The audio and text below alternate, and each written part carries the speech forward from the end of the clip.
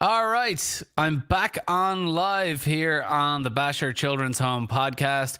We got it all figured out, and as you can see, Winfield Chester is here. How you doing? Good. Now, I've actually never met you before, so I'll be getting to know you just like most of the audience will probably be getting to know you for the first time as well. Which I actually like that because I think it's more authentic than because we just get to know you and get to share what you do at Bashor Children's Home. So, what exactly is your role at Bashor Children's Home? Well, right now I'm the therapist on the Welsh unit, and that's with girls who are at risk for human trafficking or participate in human trafficking Mm-hmm. at some time. And so we got a brand new building. We've been doing, a bunch of brand new work. We've got a lot of stuff from a lot of help and partnerships with Indianapolis and other organizations that work with human trafficking that you can do. I help, do some of the trainings. I help. I'm in charge of cultural competency, just a whole bunch of different things. But mainly, I'm the individual and family therapist for the girls. So I know that I think even Bashor was somewhat surprised when they thought, oh, wow, we have to, we're seeing this more and more with human trafficking, that we actually have to, they created this state of the art residential facility to deal with this. And they were the first to do so. And I know that there's local police departments now who are creating units and initiatives around this. Has this been because, and I know this question gets asked so much when we talk about human trafficking, but people find it difficult to wrap their head around the fact that human trafficking is a problem here. Yeah, and I think the words we use, like human trafficking, takes away from like what has existed as something happening in our society for a long time. Young girls running away, getting trapped, getting sold. One of the key components we're noticing is that our youth are more into the internet and phones. Mm-hmm. I just turned 40, and I always tell the kids I'm an old dad. I don't know anything about the phones. I brought my 16-year-old with me, and he tells me all types of stuff that goes on when it comes to the phones and dating apps and running away and meeting older people. I think it's existed, but like changing the name of it from prostitution and pimping and things like that kind of put a bigger spotlight on it because it used to be something we thought was cool while it was destroying people's lives. It also, when we say prostitution, there's an element of choice that we assume there's choice there with the woman, whereas with human trafficking, there's no choice. I mean, just because they're going along with it doesn't mean they're being in some cases, it doesn't mean that it's not because they're being forced to do it. And in most cases, they are being forced. Nobody really ever wants to choose that. Well, and we're doing collecting data and doing some of the research on the different types of things that could be called trafficking. Sometimes it's the family, sometimes it's a boyfriend, sometimes it's street trafficking or survival. You run away from home and you have to live, you have to eat. So if you're doing stuff to live and eat, is that your choice? Or do you have nowhere else to go? And, sometimes it's labor trafficking where they are used as work. Mm-hmm. You go to work all day, I take your check. So I think that like it was an easy transition having worked with girls um, on the other unit into what we're doing now. We're kind of doing some brand new things that haven't been done before. So What kind of things are you doing that haven't really been done before? Because I know that when people give to Bashor, when we say providing help for today and hope for tomorrow, that hope for tomorrow, it comes in many forms, and one of the hope is innovation. well, I think that one, I have a group that we run. It's called like Girls Moving On. And in Girls Moving On, it talks a lot about relationships and consent. And one of the gaps I feel, being a father and all, I see that nobody teaches kids how to date. Mm-hmm. Nobody says to him, this is proper etiquette on how to date and not date. And so that group is able to do that. Like they are teenagers, yes. They're also sexual creatures. They also will date. And instead of coming at it like, I don't know, like the old way I would think would be like, no, no, no, no, no, bad, bad, bad, bad. Yeah. Instead, we're coming at it like we know these things are going to happen. Let's do it appropriately. Let's do it with respect. Let's do it where you're not coerced, where you're not saying, if you leave me, I'm going to kill myself. We're trying to help these kids learn how to be in the dating world and then get married and do whatever they want, but not be toxic. And there was no class for that. I don't remember a class ever being taught on how you're supposed to date and what's appropriate dating. Well, we also look at like drug treatment a little bit different than the traditional AA and A. When you have teenagers, they're going to have to get through their 20s. Mm-hmm. I mean, they still have to get through their 20s. They're 15, 16, 17. So we can't say, no, you're never going to do drugs again. We're going to say, how do you manage? How is this hurting you? And give them the pros and cons and give them the choice themselves. And also, you know, what is going on in the moment where you feel like you want to use drugs, and how do we better manage that emotion before it gets that far that the drug becomes the solution? And see, and I like having the group, because these are two groups that we run. Mm-hmm. And the girls can help each other more than the 40-year-old dad can. Mm-hmm. And so a lot of it is like, as a group, are we helping each other? Are we talking and being honest? For individual, we do a lot of trauma-focused cognitive behavioral therapy, which is a bunch of big words for somebody who's traumatized. They're in pain. They need help. Let's get over that pain. Let's work on it. Because a lot of these, I was listening to you before I got on. You were talking about some of the behaviors we have. A lot of those behaviors come from pain, pain-based behavior. Somebody hurt them, and sometimes they want to hurt everyone.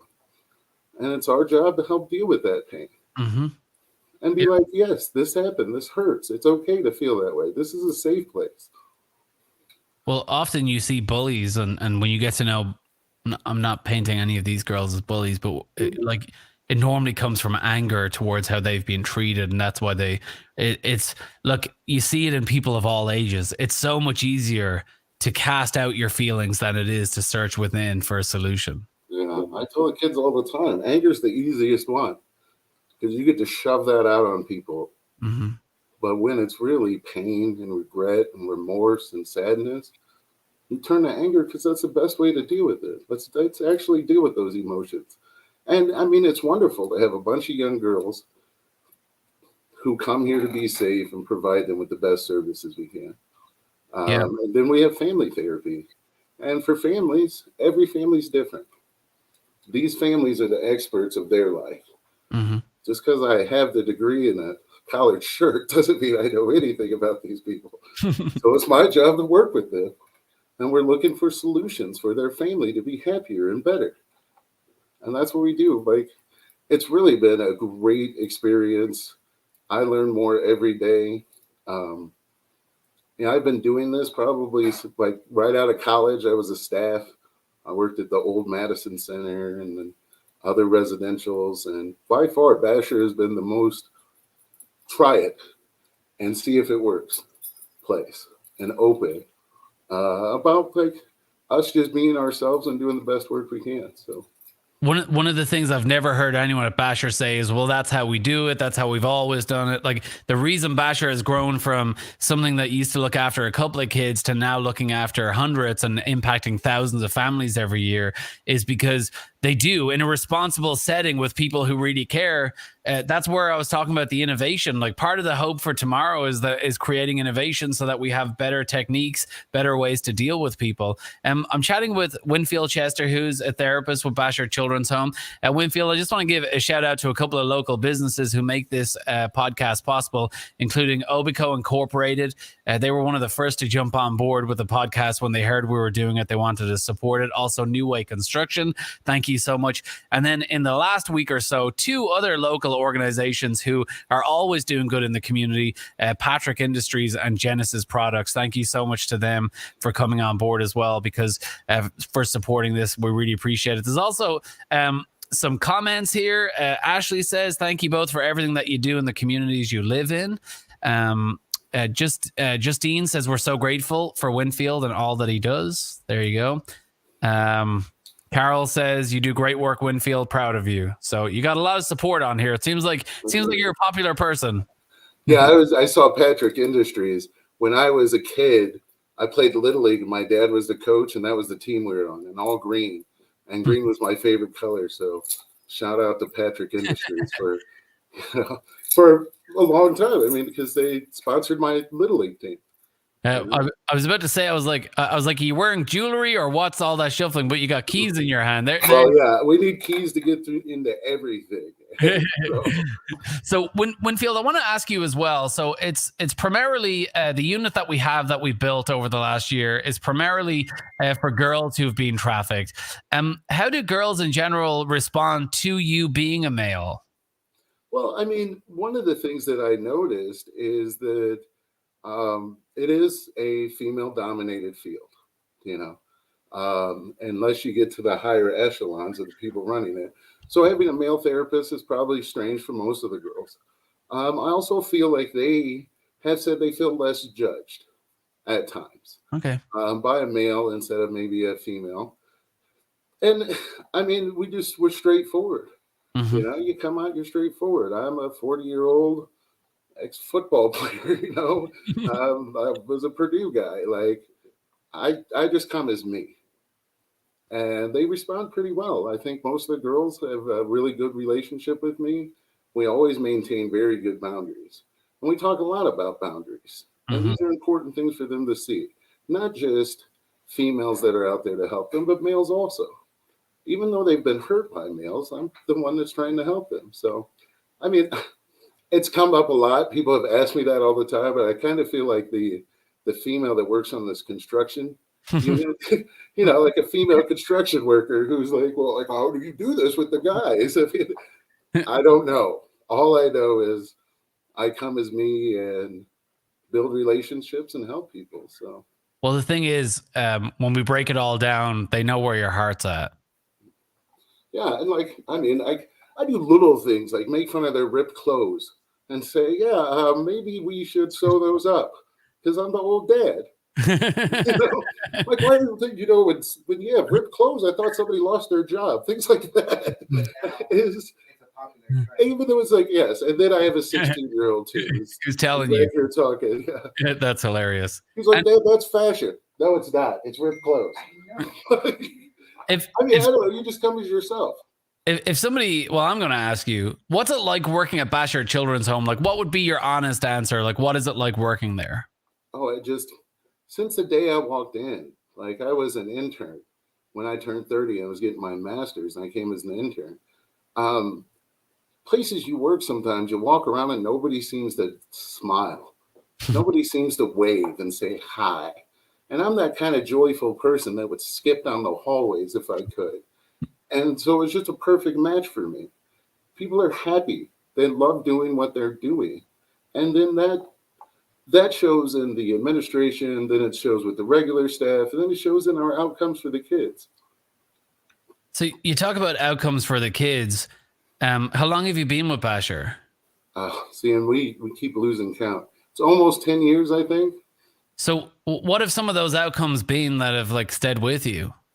Well, I mean, when they bring in a kid, and this is with the girls, who have been to 5 or 6 different placements, and they just lived in this system. And they come to us, and it was not easy, but she was able to finally tell us what happened to her. And every time she was on her way home from a new facility, she'd do something, get locked up in a new place. And this girl had been there since she was 13 in placement. Now she's 17. She comes to us, and we finally get it out of her. And she finally starts to heal, stop hurting herself and beating herself up. And, because I have confidentiality, I can't say any names or anything like that. But no, I know. And then when she walks out, she was not perfect. Not what everybody else would think, but happy and healthier than when she got to us. And just watching her walk out. And then we have like aftercare. So even when they leave, this was one of my pet peeves when I started in this field, is the kids would leave and the families would leave and we wouldn't talk to them. I know that you talked about Bashor being part of this whole community. So if they leave, they can call me back and say, hey, I'm doing this. Those victories. Hey, I'm struggling with that. Well, remember what we talked about. Just you're not going to win everything. You just have these small victories and hopefully make people's life better. I mean, if kids are able to go from a point of absolute sheer destruction to even going to having the basics of being able to have a job or get their first car, I mean, that in itself is just a huge win. And there's so much stuff that I think we all take for granted. Like I had wonderful parents who aren't here anymore, but they were there for me. You know, I went to a good high school. I played football. You know, I wrestled. I had a great life. And I remember complaining. And then it's the first time I started at like, I'm 22, I'm out of college. I go and I start working at the old Madison Center and I'm reading charts and I'm working with children. I come home and give my parents both a giant hug. I was like, all those times I complained, I should have never complained. I'm sorry. Because seeing what like people have to go through in this life and then being able to help just a little bit, just with a smile, just with a positive word, just to be there for these people that's what it's worth it. And obviously, again, without going into any details, because I'm also a CASA, you know, the court appointed special advocates, Yeah. and you know, so even in that, and I don't see that every day, right? Like that's a volunteer position that I do, so it's a kind of exposed to my life. Thank God for CASAs though, I mean, geez, you guys look out for these kids. Got to go to court. They need somebody there. So, you know, one of the things I love about being a CASA is that, you know, first of all, I was really shocked how the judicial system actually takes CASA's opinions really seriously. And I don't mean that in a bad way. I just thought, you know, you're a volunteer, they wouldn't take it as seriously maybe, but they do. And secondly, is that, you know, these kids have so many people around them who are adults who are negative, and you get to just come in and just like care for them and just like do fun things with them. It's like remind them to be a kid and just hang out with them, you know. But one of the things I was going to say is that, like, you know, when you see these kids and they talk to you about what they've been through, it's hard. Like, you know, I remember a couple of months back coming back from a CASA case, and you know, I was on my way home and I actually started crying on my way home because I just couldn't believe people were that cruel to this child, you know? And how do you separate that? well, I mean, I know they say we have good coping skills. You know, like we teach the kids to deal with trauma. We teach them to deal with just life in general. I go home, I watch my TV, I spend time with my wife and son. You know, go out with my friends. I watch the game. I'm missing the playoff game right now. Stuff like that. It's, I don't know. Like if you have been doing something for 16 years, like I was standing in the back all nervous to talk to you, sir. Like, see, because I don't talk on the radio with people, right? But if you've been doing something for 16 years and this is just what you do, it's what you're supposed to do, I believe. Because I've seen people come, they come and they work for a little bit and they get burnt out. They're just like, I can't do this anymore. I come in pretty much skipping every day. Can't wait to do it. And I don't know why that is. I can't tell somebody this is point 1, 2, and 3 on how to make it perfect. It's just something you feel, you know. Does faith play a part in it for you personally? Well, I think faith and then having family that has been hurt, seeing friends that were hurt, just a collective everything of what I am has kind of told me I'm supposed to help people. And so you come to Bashor and everybody feels this way. Awesome. Plus, they just, like I said, I'm allowed to be me. Like when everybody in Indiana was like, oh, you're going to have a male as the head therapist. Sean McCrindle, Mike Duranic, Katie, all of these people that are in charge, Justine, they all took my back. They're like, no, he's a wonderful therapist. That's not an issue at all. Well, Angela, this good comment here, just as you were talking about that, Angela Brown said, Winfield has Jedi mind tricks and can make females feel comfortable and safe enough to share traumas. And, you know, I honestly think it just comes down to energy and the energy that you're putting out and how you really treat people. I think when people are in need and they need help, when that help is coming from someone that they feel is genuine, I don't think gender really matters, to be honest. No, and I think that, yeah, that was nice for her to say that. Sometimes in this field, the staff need as much help Mm-hmm. as some of the kids do. And if you got really good staff that work together, they can take each other to the side. They can talk about their own issues in an environment that doesn't make them feel like there's something wrong with them. And even though I'm a therapist, I'm also a basher. So everywhere I go, if they need to talk to me, somebody needs to stop. I also do the trainings for the takedowns. And now it's like, hey, look at this big guy. He does TCI trainings, but it's to be safe. Mm-hmm. And sometimes it doesn't always go right. And the staff may get hurt, a kid may get hurt. These are all things that happen at this job, and we've got to process it. We've got to discuss with each other and support each other. So, one of the things that I really remind myself, so I set up a company that works with nonprofits, and that's why I work with Bashor and I do all the social media and everything. And one of the things I really like to post about with Bashor, and it's because I feel it in my heart, is days like Mother's Day or days like Christmas Day or any of the days that we take for granted that we're generally able to be off for regardless of your job. Like when I'm there chilling on a day off, there's always somebody at Bashor 365 days a year, and they're missing out on their own families to ensure that these children have somebody with them. And that's just something that always hits me. yeah, like I said, I had my son drive here because he's got his permit, and it's a good 30 minutes away from where I live in Mishawaka. So we're trying to get him some practice, but there were times when he was 4 or 5 where I had to work a double on a holiday. There were times when he was 13 and I had to miss something to be here with the kids. And these kids deserve people to be there for them, even if their family isn't. And we open it up to the families to come. We do have to understand that they're kind of locked up away from their families. We get kids as far as southern Indiana, Indianapolis, Fort Wayne. I think we try to make it as nice as you can. Mm-hmm. But it's hard to imagine, like in your own life, if you had to be somewhere away from your family. So, yeah, I mean, it's always open. There's somebody there every night. I think the transition for when kids leave is it starts to feel strange, Mm-hmm. not having somebody there all the time. Which is obviously the hope, and sometimes you wish that would happen, but it's also optimism that may not ever be achieved, but who knows? That's why, you talked about Bashor letting you try things. And I think being able to try things in a safe environment where nobody, it's always done with the best practice and the best people and the best safeguards, but being able to get out of that. I want to ask you a question, which this is a question I asked myself, which is why I started this business working with nonprofits.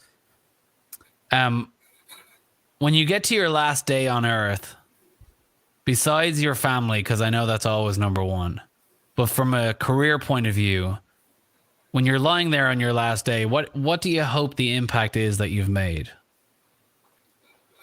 Just have spread joy and happiness and healing to people. I mean, if it's the staff, if it's the kid, if it's a random person I smile at or nice to, that's what I guess I was put here to do, and that's kind of what I do.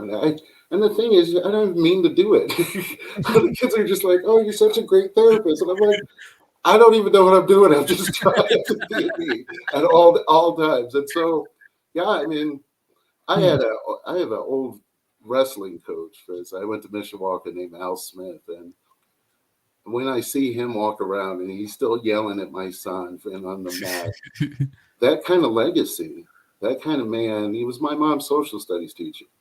He helped everybody in the city, including me. And so those are like that kind of role model to live up to. See, I would actually suggest that you may call it, I don't know what I'm doing, I'm just reacting, but actually that's the difference between open-minded people like you who do good and say closed-minded people because what you're actually doing in the moment, instead of knowing, well, this is the same reaction I give every time, I think what you're actually doing is you're listening to what the person is saying to you in that moment and reacting with authenticity. And that is actually, you do know what you're doing. Well, and at the same time, I think a lot of people spend a lot of time waiting to talk. My job is just to actually listen for maybe like the first time in their life. Actually listen to them instead of be the grown-up that tells them what to do. Because we're used to that. We got bosses tell us what to do. Does anybody listen to us and feel heard? And if that's all I have to do, I can do this till I'm 90. I could be in a wheelchair and be nice to people and listen to them. Your son will be like 70 turning up to pick you up from work. No, I love that. And I really, you know, I mean it so much, from Sean McCrindle to you to everyone that I've met. There just seems to be, like, don't get me wrong, nobody's perfect. You know, everyone has their days and everyone has their strengths and weaknesses and everything. But the overall atmosphere of Bashor Children's Home is while respecting the fact that they still got so much growing to do, you actually treat them like they're younger adults who just need to be talked to in a way that's like, you understand them and you're not patronizing them. You're not talking down. You're just actually meeting them on their level and trying to get them up to the next level. Yeah. I mean, I'm more of a mentor. And like, believe me, I have done the training. I have 2 degrees. They send us to training constantly. Of course. I do TFCBT, DBT, emotional regulation, all these big words. I never use these words when I talk to the kids because some of them can regurgitate our jargon right back to me. And when they start doing that, I'm like, okay, time to talk real then. Okay. We need to get around this, because you think most of our kids have been told since they were little, there's something wrong with them. Here's a pill. You know, or there was something wrong with them and they were being abused and hurt, or there's something wrong with them. They give them a diagnosis once they get into a system. And they're like, this is your label. This is what's wrong with you. I don't believe in that at all. No, and sometimes we need to accept that there are some things that are medically, you know, going on with them. But at the same time, you know, sometimes when we label people certain things, that becomes a crutch for them, and that no longer, it almost becomes a wall around them to ever get beyond that label, you know? Yeah, I mean, I think that's where, when we have the Welsh unit, we call it, and then it's human trafficking, we don't label the girls human traffic. There's no way I could talk to them and be like, hey, so you were trafficked. They wouldn't listen to me at all if I came and talked like that. So it's like, what, not what's wrong with you. It's what happened to you. Exactly. What happened to you, not what's wrong with you. And, Yes. and you know, from the very first moment I got there, I was told the children we work with are not victims, they're survivors. Mm-hmm. And that's another thing that I think is really important, because that's also a label that can hold people back. But no, you're actually a survivor of something that was done to you. And Wow. That happened to you and you're still standing up every day? You're still going to work? You're still living? yeah, That's amazing that you're able to get out of bed, because that's some heavy stuff that happened to you. you are not the weakest among us. You're Yeah. the strongest among us, actually. Like I said, my life was fine. I had a great life. I had great parents. I had a great family. I got to meet some great mentors in my life that helped me. I got to go to college. Some of these kids, they're just trying to get through the GED, but they changed it to HSE or whatever, and that's cool. They want a job. They want to move on. I love it. Well, I love that you were there. Shelly says, thank you for all you do with these children. God bless you and your families. Chloe says, hi, Winfield. I'm not sure if you know Chloe, but no, this is really wonderful. And look, what I'm trying to do tonight is, because I'm a special guest, I want people, because it's called the 99 Club, it's to celebrate 99 years. which I'm starting to believe Sean McCrindle has been there for all 99 years. That's no, He I'm just started kidding. as a staff. I'm telling you. Yeah, I think he was actually the builder who first broke ground. But Sean is awesome, and I want that's why it's called the 99 Club, and we want people to donate $99. And what I'm doing tonight, because I love giving, just like you love giving yourself every day to children, it's like I believe that giving is the best gift that you'll ever receive yourself. So I'm going to match up to $500 tonight. So I'm trying to make it a $1,000 night. So we can get 5 donors at $99. We'll match it and round it up to 1,000, because wouldn't it be awesome if this discussion not only like shined a light on what we're talking about, but also raise some money for Bashor as well. So that's what I want to do. Go to bashor.org and give $99. Oh, by the way, we'll also send you a really nice 99 Club t-shirt as well. I want to say thank you so much to Obico Incorporated, also New Way Construction, and our new sponsors, Patrick Industries and Genesis Products. Winfield, is there anything, if there's someone watching right now that might be the victim of human trafficking, or a parent that might suspect that their kid is there any, and I know everyone's individual, I know we have to be careful giving advice over a broadcast, but is there anything that you would want to say to them if there was somebody like that listening? Well, I think that what we all need to do is have someone we can be honest to. And if a kid is out there, like I said, I had great mentors. If you need to be honest with somebody, be it the teacher, and it could just be that you're in a very toxic relationship and you love this person. You need to be honest with somebody, because there's no way anybody can help you unless you stand up and say, this is happening to me. And I know, like, it starts, we go all the way through in our program, how some of these things start. It could just be a really abusive boyfriend. It could be something that your parents are making you do. If you just got to be honest, I guess. Because, and the problem is, if you're honest in this system at times, you're going to get locked up. You're going to get in trouble. You know, and I remember being a kid, being told, don't tell people what happens in this house. And I know from speaking with my father through the years that they had a lot of abuse in their family. And he kind of broke the trend himself. But it's because they were not allowed to be honest with anybody. Find a trusted person you can talk to, and let them know so you can get help. And without judging any parent, how you started this at the start with the podcast, and I don't remember the exact words, but you said, kids do have certain urges. They do have certain things that they want to try.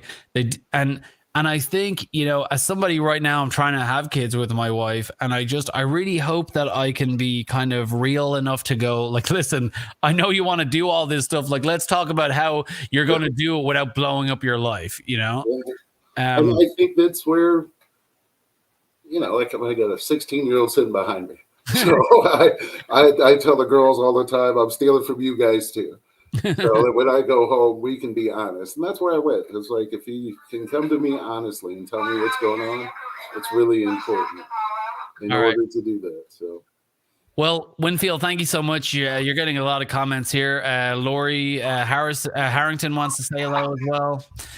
And just a lot of people giving you a lot of support tonight. And I can actually tell, even just chatting with you, you just seem like you radiate a lot of love, and I love that. So I'm really glad that you're there for these children, and I'm glad that you're there to try and help shape their future in a direction that might go horribly wrong if Bashor wasn't there to help them. So yeah, we do what we can every day. And I told her, man, it's wonderful to go to work and be like, yeah, I like this job. I could do this forever. So. Because I get the sense that it often, for people like you, it feels more like a calling than a job. Yeah. Well, I mean, we get a check. I do need a check because this one wants to eat, and all the bills that we got, but I mean, I could get a check anywhere. Yeah.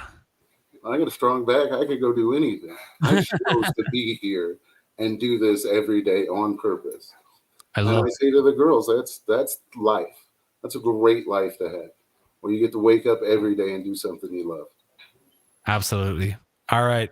Winfield, appreciate you so much. Thanks for coming on. I know we had some issues earlier getting it on, but we got it on. We did the job. Hopefully we're going to get lots of donations tonight as well. And whatever you do, just keep on doing it. And thank you so much on behalf of the community. Thank you. It was great being on here. I'm not nervous now. Now that it's over, I feel fine. You didn't come across nervous at all, so you did a great job. Thank you.